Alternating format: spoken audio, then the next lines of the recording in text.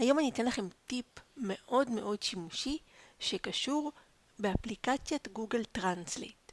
איך להוריד שפות כדי שתוכלו לתרגם גם כשאין לכם אינטרנט. זה שימושי אם אנחנו בטיולים, בחול בעיקר, אם אנחנו במקומות שאין בהם קליטה ואנחנו צריכים לתרגם ולדבר עם אנשים. אז אנחנו נכנסים לאפליקציה של גוגל טרנסלייט. אם היא לא מותקנת אצלכם ואין לכם אותה, אפשר להוריד אותה מהגוגל פליי או מהאפ סטור. אז כשאנחנו באפליקציה, אנחנו לוחצים למעלה על סמל המשתמש, פה למעלה. ואנחנו לוחצים כאן על שפות שהורדו. ויש לנו כאן כל מיני שפות. אוקיי? שימו לב מה כתוב לנו. אם אנחנו מורידים שפות מרובות, כמה שפות, אפשר לתרגם ביניהן ללא חיבור לאינטרנט. וזאת בדיוק המטרה שלנו. אוקיי? אז בדוגמה הזאת, אני הורדתי פה רק את השפה האנגלית. זאת אומרת שאם אני רוצה לתרגם מאנגלית או לאנגלית, אני צריכה עוד שפה.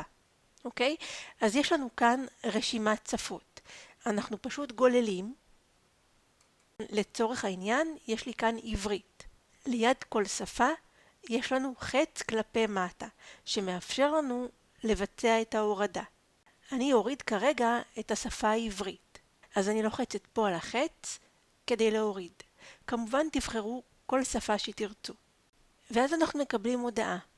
כדי לתרגם את השפה הזו, גם במצב אופליין, במצב שאנחנו לא מחוברים לאינטרנט, שאין לנו אינטרנט, אנחנו צריכים להוריד את הקובץ לתרגום. אוקיי? אז אנחנו עושים כאן הורדה. וכאן שואלים אותנו איך אנחנו רוצים להוריד את הקובץ. ההמלצה כמובן תמיד להוריד באמצעות וי-פיי, ואם אין לכם וי-פיי, תשתמשו באופציה השנייה. אוקיי? ולוחצים כאן על הורדה. ואפשר לראות פה שבשלב הזה ההורדה מתבצעת. זה מוריד את השפה שבחרתי, בדוגמה הזאת עברית, ואחר כך הוא גם יתקין אותה. אז פשוט מחכים בסבלנות. אחרי שהתהליך הסתיים, פתחתי עוד פעם את האפליקציה וחיביתי את האינטרנט. לא הפעלתי את הווי-פיי ולא את הנתונים הסלולריים. אוקיי? זאת אומרת אין לי אינטרנט.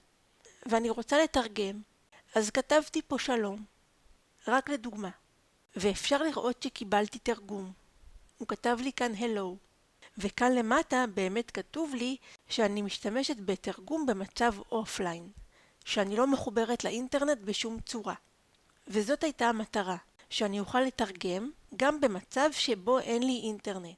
כמו שאמרתי, זה מאוד שימושי. במצבים שבהם אנחנו למשל בחול ואין לנו חבילת גלישה. אין לנו אינטרנט, אין לנו גישה לווי-פיי, ואנחנו חייבים לתרגם. או בכל מצב אחר, כן? יכול להיות כל מצב. אז תמיד כדאי שיהיו לכם השפות, שתורידו אותם, ותוכלו להשתמש בהם בעת הצורך. אני מאוד מקווה שנהניתם.